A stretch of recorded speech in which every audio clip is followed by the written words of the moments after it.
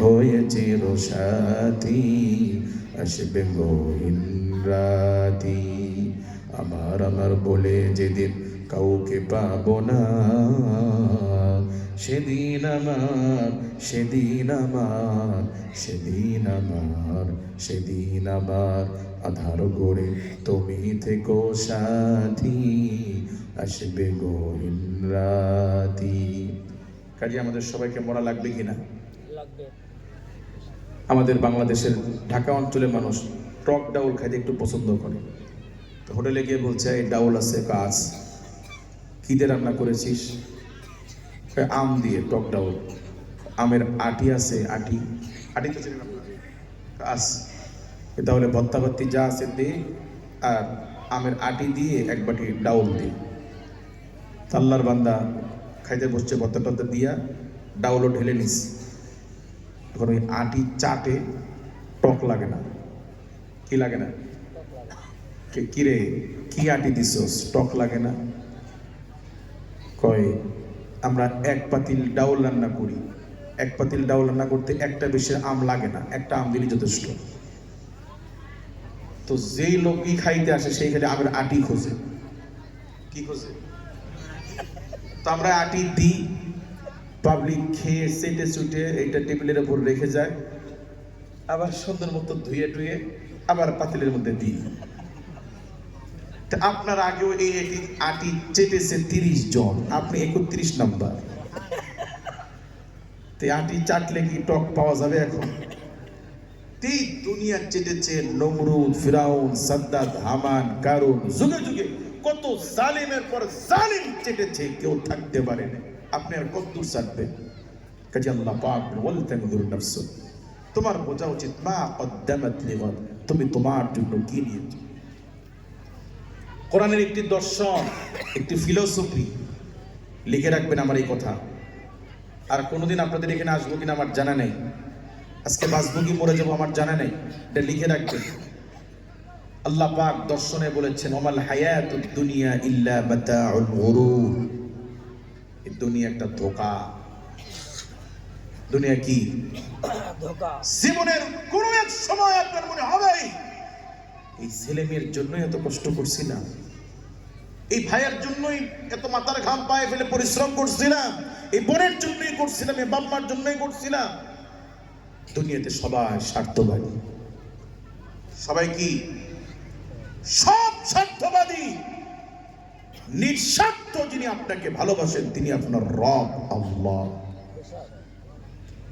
বিছানায় পড়েন, 1 বছর অসুস্থ হয়ে থাকেন, সবাই বিরক্ত বোধ করবে, সবাই আপনাকে বোঝা মনে করবে।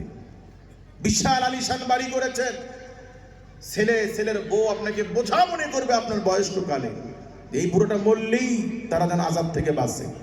কথা বলেন ওমাল হায়াতুদ দুনিয়া ইল্লা মাতাউল গুরুর, দুনিয়া একটা ধোঁকা। কাজে মুমিন ওয়াল তানজুর নাফসুন, তোমার বোঝা উচিত মা কদ্দামাত লিগাদ, তুমি তোমার আগামীকালের জন্য কি নিয়েছো। কাজে আমাদের আগামীকালের ফিকির করা দরকার আছে কি নাই?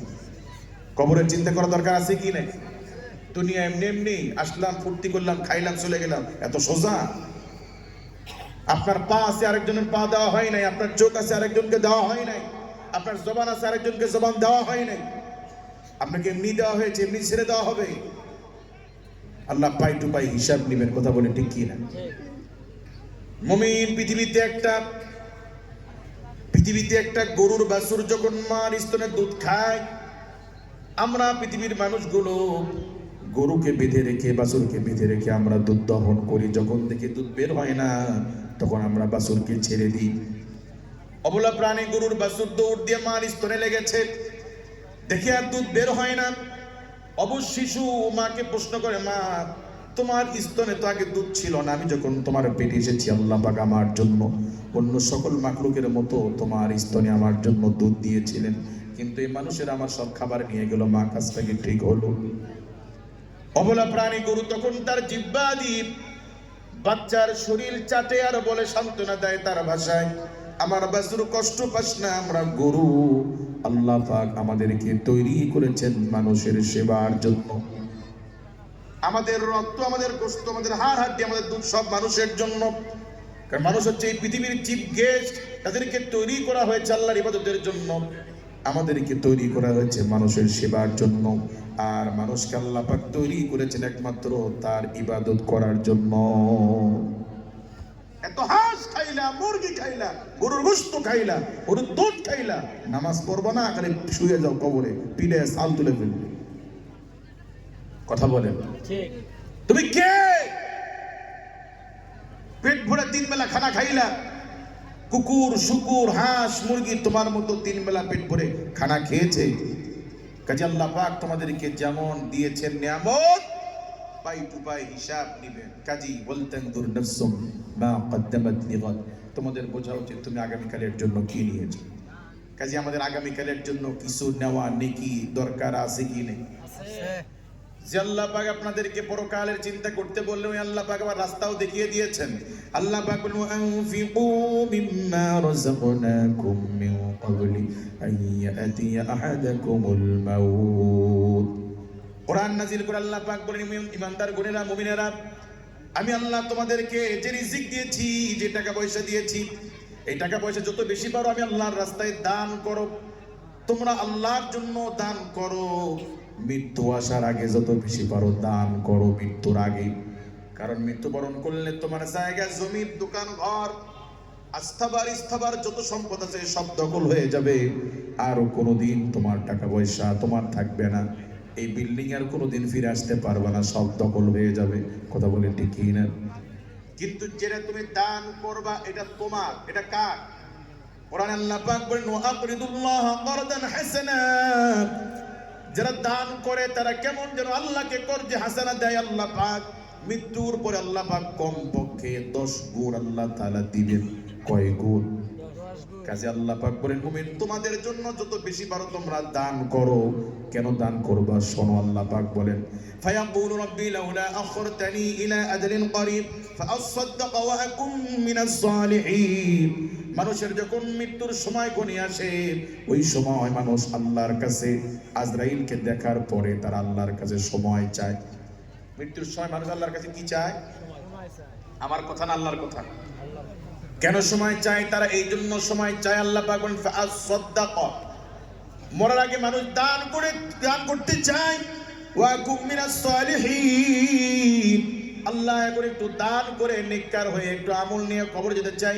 ফায়াকুলু, মরার আগে তারা বলে রব্বি, আয় আমার রব, আল্লাহ আমাকে একটুখানি সময় দেন, আল্লাহ আমি একটু দান করতে চাই। কারণ আমার জায়গা জমি দোকান সব পড়ে থাকবে, আর কোনোদিন আসতে পারবো না, আর কোনোদিন আমার এই সম্পদের সাথে দেখা হবে না। আমাদের দাদারা চলে গেছে, পর দাদারা চলে গেছে। আজকে যেই বাড়ি আমি আমার বলে দাবি করছি, 200 বছর আগে এই জমি কার ছিল আমি কি বলতে পারবো? কোনোদিন তার জন্য আমি কান্না করেছি? ঠিক আপনি মরে গেল 100 বছর পরে আপনার কেউ চিনবে না, আপনি কার বেটা কে ছিলেন কেউ চিনবে না। কাজী আল্লাহ পাক বলেন মুমিন মৃত্যুর আগে যত বেশি পারো তোমরা দান করো, যেটা দান করবা এটাই তোমার। কাজে আমাদের পরকালের জন্য আল্লাহর অ্যাকাউন্টে কিছু দেওয়া দরকার আছে কি নাই?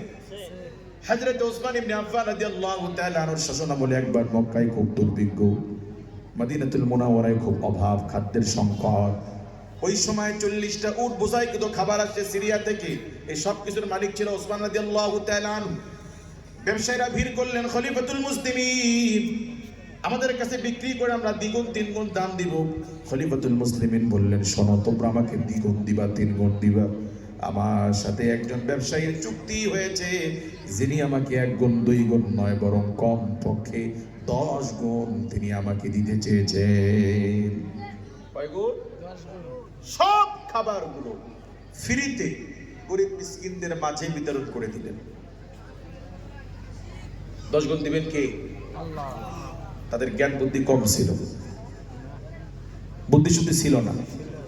ছিল নবী করিম সাল্লাল্লাহু আলাইহি ওয়াসাল্লাম যখন উম্মাহাতুল মুমিনিন আমাদের মা পৃথিবীর শ্রেষ্ঠ রমণী খাদিজা রাদিয়াল্লাহু তাআলা আনহাকে যখন বিবাহ করেন, আম্মা জান তার স্তবর ব্যবসায়ী কিছু সম্পদ ছিল, সব কিছু আল্লাহর নবীর হাতে দিয়েছিলেন। নবী গো আমার সব আপনার, চাইলে আপনি নিজের জন্য খরচ করতে পারেন, চাইলে আপনি দান করতে পারেন, যা খুশি করতে পারেন। রাহমাতাল লিল আলামিন নবী এই জমিগুলো যদি নিজের জন্য রাখতেন, জীবনভর সুখে শান্তিতে খাইতে পারতেন, কথা বলেন ঠিক কি না? কিন্তু আল্লাহর রাসূল নিজের জন্য রাখার চাইতে দান করাকে বেশি পছন্দ করেছেন। এই জন্য আল্লাহর নবী এই জায়গা জমিগুলো টাকা পয়সাগুলো দিনের রাস্তায় তিনি খরচ করেছেন। কাজে আমাদেরও দান করা দরকার আছে কি নাই? বলেন হুজুর দান করলে 10 গুণ পাবো কমপক্ষে, এটা তো বহুত পরের কথা। কবে মরবো, কবে হাসর হবে, কবে পাবো? নগদ কিছু আছে? হ্যাঁ, নগদও আছে। রাসূল বলেছেন as-সাদাকাতু তারুদ্দুল বালা, যারা দান করে আল্লাহ পাক তাদের ওসিলা এই বিপদ আপদ থেকে আল্লাহ পাক তাদেরকে হেফাজত করে। ক্যান্সার হবে কিনা জানা আছে? অ্যাক্সিডেন্ট করে পা একটা কেটে ফেলা লাগবে কিনা আমাদের কি জানা আছে?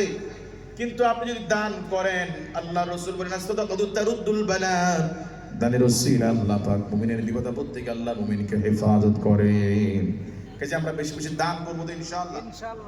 আল্লাহর রাস্তায় যে কোনো খেতে ব্যয় করেন, গরিব মিসকিনকে দেন, ছিন্নমূলকে দেন, অভাবীকে দেন, বিধবা নারীকে দেন, মসজিদে দেন, মাদ্রাসায় দেন, যে কোনো জায়গায় দান করেন, আল্লাহ পাক কমপক্ষে কয় গুণ দিবেন? 10 গুণ। আর দুনিয়াতে বিপদ আপদ থেকে আল্লাহ হেফাজত করবে। কিন্তু স্পেশালি দানগুলো যদি মসজিদ মাদ্রাসায় হয় তাহলে ফজিলত, বেনিফিট আরো বেশি। আরো কি?